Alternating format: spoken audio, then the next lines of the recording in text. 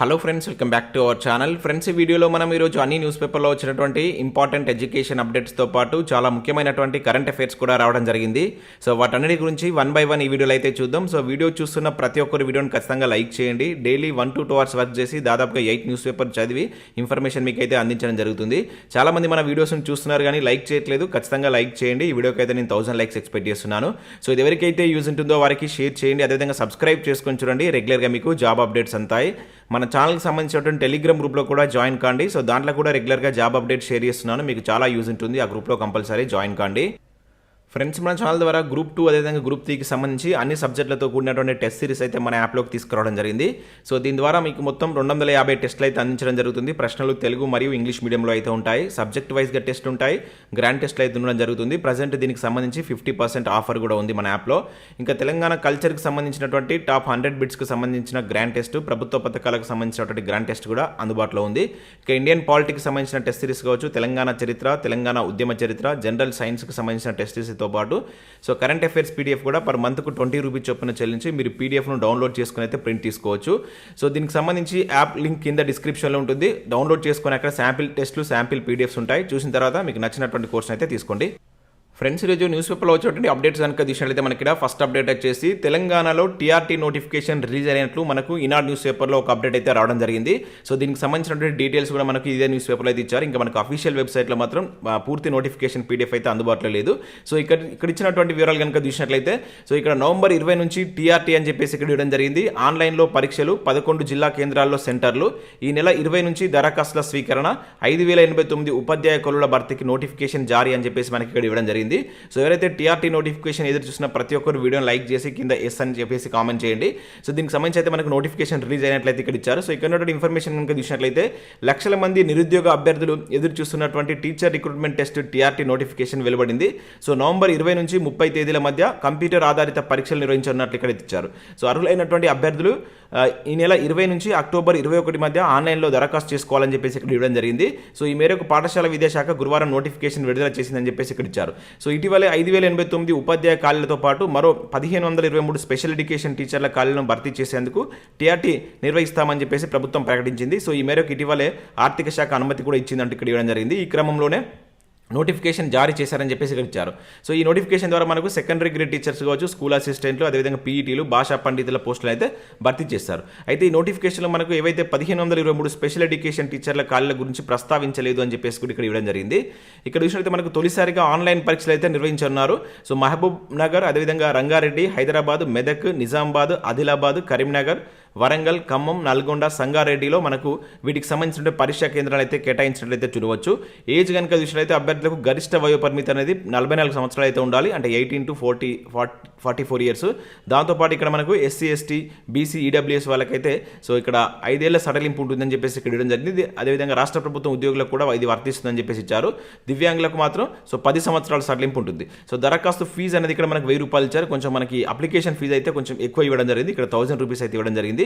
ఈ నెల 20 నుంచి అక్టోబర్ 20 వరకు మీరు ఫీజు చెల్లించవచ్చు. ఆన్లైన్లో దరఖాస్తు దాఖలు చేసేటువంటి దశల వారి ప్రక్రియను, జిల్లాల వారీగా ఖాళీలు కావచ్చు, ఇంకా ఇతర వివరాలను ఇక్కడ ఉన్నటువంటి వెబ్సైట్లో ఇచ్చారని చెప్పేసి ఇచ్చారు. సో వెబ్సైట్కి వెళ్తే మాత్రం మనకి ఇక్కడ పూర్తి నోటిఫికేషన్ అయితే అప్డేట్ చేయలేదు.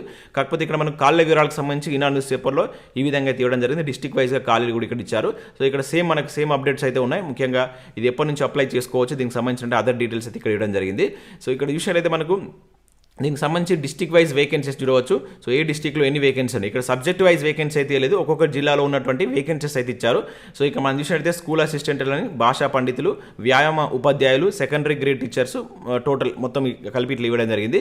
సో దీనిలో ఇప్పుడు ఆదిలాబాద్ జిల్లాకు సంబంధించి చూసినట్లయితే ఇక్కడ ప్రభుత్వ LB అని చెప్పేసి ఇచ్చారు. అంటే లోకల్ బాడీ స్కూల్స్ ఎక్కువ మనం చూస్తాం కదా. సో జిల్లా పరిషత్ సెకండరీ పాఠశాల అని చెప్పేసి ఇటువంటి చూస్తాం కదా. సో అవన్నీ మనం లోకల్ బాడీ స్కూల్స్ అని చెప్పేసి అంటాం. జనరల్గా మనకి ఇవే ఎక్కువ ఉంటాయి అనమాట. సో రాష్ట్రంలో ఎక్కువ ఉన్నటువంటి స్కూల్స్ లోకల్ బాడీ స్కూల్సే. సో దాంట్లో ఇప్పుడు ఇక్కడ చూసినట్లయితే ప్రభుత్వం 8, అదేవిధంగా LB లోకల్ బాడీ స్కూల్లో 46 ఉన్నాయి. సో మొత్తం 54 ఉండడం జరిగింది అనమాట. సో భాషా పండితులకు సంబంధించి ఇది స్కూల్ అసిస్టెంట్లు, ఇక్కడ ఇవి భాషా పండితులు, తర్వాత వ్యాయామ ఉపాధ్యాయులు, తర్వాత సెకండరీ గ్రేడ్ టీచర్స్. సో నేను ఇంకా పూర్తి నోటిఫికేషన్ రిలీజ్ అయిన తర్వాత దానికి సంబంధించి కూడా ఒక వీడియో అయితే చేస్తాను. సో ఆ వీడియో మీకు కావాలనుకుంటే వీడియోని లైక్ చేసి కింద కామెంట్ చేయండి. మనకు డిస్ట్రిక్ట్ వైజ్గా వేకెన్సీస్ వచ్చిన తర్వాత సో పూర్తి వివరాలు మరొక వీడియోలో అయితే చూసేటువంటి ప్రయత్నం చేద్దాం. సో ఇది మనకు TRT నోటిఫికేషన్ సంబంధించి ఆల్రెడీ రిలీజ్ చేసినట్లయితే మనకు ఈనాడు న్యూస్ పేపర్లో తీయడం జరిగింది. ఇక మిగతా మనకి మనకి వెబ్సైట్లో మాత్రం ఇప్పటివరకు అయితే పూర్తి వివరాలతోటి మనకైతే ఈ పీడిఎఫ్ అయితే ఇంకా అప్డేట్ చేయలేదు. సో ఇది మనకు టీఆర్టీ నోటిఫికేషన్ సంబంధించి ఇక్కడ మొత్తం మనకు 33 జిల్లాలకు సంబంధించిన డీటెయిల్స్ అయితే ఇచ్చారు. ఒకసారి దీన్ని మీరు స్క్రీన్ షాట్ తీసుకొని మీ జిల్లాలో ఎన్ని వేకెన్సీస్ ఉన్నాయో ఒకసారి చూసేటువంటి ప్రయత్నం అయితే చేయండి. ఇక నెక్స్ట్ విషయంలో అయితే జైలు పరీక్ష హాల్ టికెట్లు విడుదల అంటే ఇక్కడ ఒక అప్డేట్ మనం చూడవచ్చు. TSPSC వెబ్సైట్లో అందుబాటులో అని చెప్పేసి ఇక్కడ ఇచ్చారు. సో మనకు రాష్ట్రంలో ప్రభుత్వ జూనియర్ కళాశాలలో 1392 జూనియర్ లెక్చరర్స్ నియామకానికి ఈ నెల 12 నుంచి అక్టోబర్ 3 వరకు రాత పరీక్షలు జరగనుండగా ఇందుకు సంబంధించినటువంటి ఆల్ టికెట్స్ అయితే మనకు TSPSC రిలీజ్ చేసింది. సో ఇప్పుడు అధికారిక వెబ్సైట్లో మీకు ఆల్ టికెట్స్ అయితే అందుబాటులో ఉన్నాయి. ఎవరైతే ఎగ్జామ్ రాయబోయేటువంటి అభ్యర్థులు ఉంటారో ఒకసారి వెబ్సైట్కి వెళ్ళి మీ యొక్క హాల్ టికెట్స్ని డౌన్లోడ్ చేసుకునే ప్రయత్నం చేయండి. సో పరీక్షా తేదీల వివరాలు కూడా ఇక్కడ ఇచ్చారు. సో ఏ డేట్న ఏ సబ్జెక్టుకు సంబంధించినటువంటి ఎగ్జామ్ ఉండబోతుందని కూడా ఇక్కడ చూడవచ్చు. ఇంగ్లీష్ సంబంధించి సెప్టెంబర్ 12, ఆర్థిక శాస్త్రం వృక్షశాస్త్రానికి సెప్టెంబర్ 13 అని చెప్పేసి ఇట్లా వాటికి సంబంధించిన ఎగ్జామ్ డేట్స్ కూడా ఇక్కడ ఇచ్చారు. ఇక నెక్స్ట్ మనకి ఈనాడు ప్రతిభకు సంబంధించి చూసినట్లయితే ఈరోజు మనకు చాలా తక్కువ అప్డేట్స్ ఉన్నాయి. ఓన్లీ TRT నోటిఫికేషన్ సంబంధించిన అప్డేట్ అయితే రావడం జరిగింది. కాకపోతే చాలా ఇంపార్టెంట్ కరెంట్ అఫైర్స్ ఉన్నాయి, వాటి గురించి కూడా చూద్దాం. ఇక్కడ ఈనాడు ప్రతిభకు సంబంధించి చూసినట్లయితే ముఖ్యంగా ఇక్కడ ఎకనామిక్స్ సంబంధించినట్టు ఒక మంచి ఆర్టికల్ ఇచ్చారు. ముఖ్యంగా గ్రూప్ 2, గ్రూప్ 3కి ప్రిపేర్ అయ్యే వాళ్ళకు చాలా యూజ్ అయ్యేటువంటి ఆర్టికల్. ఒకసారి దీన్ని చూడండి. కోశ విధానానికి సంబంధించిన ఆర్టికల్. ఇంకా పర్యావరణ కాలుష్యం, పర్యావరణ అంశాలపైన కూడా ఒక బిడ్ బ్యాంక్ అయితే ఇవ్వడం జరిగింది. సో దీన్ని కూడా మీరు ఒకసారి డౌన్లోడ్ చేసుకొని ప్రాక్టీస్ చేయండి. సో ఇవి మనకు వివిధ న్యూస్ పేపర్లో వచ్చినటువంటి education updates. Next current affair చూద్దాం. చాలా ఇంపార్టెంట్ కరెంట్ అఫైర్స్ ఉన్నాయి. సో స్కిప్ చేయకుండా ఎండ్ వరకు చూడండి. ఖచ్చితంగా లైక్ చేయండి. ఒకటే వీడియోలో మీకు ఎడ్యుకేషన్ అప్డేట్స్ అదేవిధంగా కరెంట్ అఫైర్స్ అనేవి కలిపి అందించడం జరుగుతుంది. ఖచ్చితంగా లైక్ చేసి మీ మిత్రులకైతే షేర్ చేయండి. సో ఇక్కడ మనం ఫస్ట్ కరెంట్ అఫైర్ కనుక చూసినట్లయితే భారత్ ఆసియన్ సహకారాన్ని విస్తరిద్దామని చెప్పేసి ఇక్కడ ఒక ఇంపార్టెంట్ కరెంట్ అఫైర్ అయితే మనం చూడవచ్చు. సో నిన్న మనకు మోడీ ఇండోనేషియాకి అయితే వెళ్ళడం జరిగింది. దానిలో భాగంగా ఇక్కడ మనకు జరిగినటువంటి సమావేశాల గురించి అయితే ఇవ్వడం జరిగింది. సో ఇక్కడ చూసినట్లయితే మనకు అనుసంధానానికి ఆర్థిక నడవ నిర్మాణం. సో జకర్తా సదస్సులో మోదీ 12 అంశాల ప్రతిపాదన అంటే చూడవచ్చు. సో ఇది గుర్తుంచుకోండి. ఎక్కడ జరిగినటువంటి సదస్సులో మోడీ 12 అంశాల ప్రతిపాదన చేసిందని చెప్పేసి అడుగుతాడు ఎగ్జామ్లో. సో ఇది వచ్చేసి మనకు జకర్తా, ఇండోనేషియాలో ఉన్నటువంటి జకర్తా సదస్సులో ఈ ప్రతిపాదన మనకు మోడీ తీసుకురావడం జరిగింది. ఇది ఆసియా శకమని వాక్య. సో ఇక్కడ మనం చూసినట్లయితే భారత్ ఆసియన్ కూటమి ఆగ్నేయ ఆసియా దేశాల సంఘం మధ్య సహకార విస్తృతికి ఉమ్మడిగా కృషి చేయవలసిన అవసరం ఉందని ప్రధాని మోదీ పేర్కొన్నారు. సో దీనిపై ఆయన 12 అంశాల ప్రతిపాదనను తీసుకొచ్చినట్లు ఇక్కడ మనం చూడవచ్చు. సో ఎక్కడ తీసుకొచ్చాడు అనేది చాలా చాలా ఇంపార్టెంట్. ఏ సదస్సులో భాగంగా ఈ 12 అంశాల తీర్మానాన్ని తీసుకొచ్చాడని చెప్పేసి మనకు ఎగ్జామ్లో అడగడానికి ఛాన్స్ ఉంటుంది. సో ఇక్కడ దీనికి సంబంధించి ఇంకా ఇంపార్టెంట్ అంశాలు కనుక చూసినట్లయితే ఇక్కడ సో ఇండోనేషియా రాజధాని జకార్తాలో గురువారం జరిగినటువంటి ఆసియన్ భారత్ 20వ సదస్సు గుర్తుంచుకోండి. ఆసియన్ భారత్ యొక్క 20వ సదస్సు. సో తూర్పు ఆసియా యొక్క 18వ సదస్సులో మోదీ ప్రసంగించారు. ఓకేనా, ఇది 18వ సదస్సు, ఇది వచ్చేసి 20వ సదస్సు. దానిలో మనకు మోడీ అయితే ప్రసంగించడం జరిగింది. ఆగ్నేయ ఆసియా కావచ్చు, భారత్, పశ్చిమాసియా, ఐరోపాలను అనుసంధానం చేసేటువంటి ఆర్థిక నడవను బహుళ రవాణా వ్యవస్థలతో ఏర్పాటు చేయాల్సిన అవసరం ఉందని చెప్పేసి పేర్కొనడం జరిగింది. దీనిలో భాగంగా మనకి 12 అంశాల ప్రతిపాదన కూడా మోడీ తీసుకురావడం జరిగింది అనమాట. సో ఇది దీనికి సంబంధించి గుర్తుంచుకోండి, చాలా చాలా ఇంపార్టెంట్. ఇటువంటి సదస్సుల గురించి మనకు నేరుగా క్వశ్చన్స్ అడగడానికి ఛాన్స్ ఉంటుంది. అదేవిధంగా రేపు మనకు అంటే ఇది 8, 9 అంటే ఈరోజు రేపు మనకు G20 సదస్సు కూడా మన భారతదేశంలో జరగబోతుంది. దీనికి సంబంధించి మనకు రేపటి న్యూస్ పేపర్లో కొంచెం మంచి న్యూస్ వచ్చేటువంటి ఛాన్స్ ఉంటుంది. వాటన్నిటిని నేను ఒక దగ్గర చేసి మీకు అందించడానికి ప్రయత్నం చేస్తాను.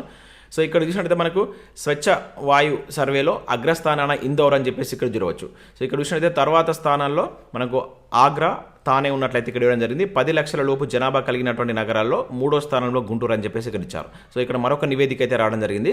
సో మన కేంద్ర ప్రభుత్వం ఏటా నిర్వహించేటువంటి స్వచ్ఛ వాయు సర్వేలో 10 లక్షలకు మించి జనాభా గల నగరాల్లో మనకు మధ్యప్రదేశ్లో ఉన్నటువంటి ఇందోర్ ప్రథమ స్థానంలో నిలిచిందని చెప్పేసి ఇక్కడ ఇచ్చారు. తర్వాత స్థానంలో మనకు ఆగ్రా, ఉత్తరప్రదేశ్, తర్వాత తానే, మహారాష్ట్ర.